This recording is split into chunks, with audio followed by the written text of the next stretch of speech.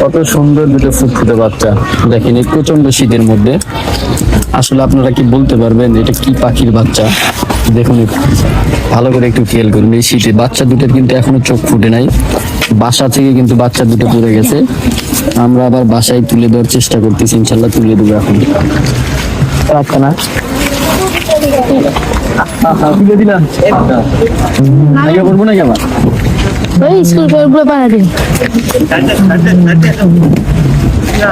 বাটা হয়ে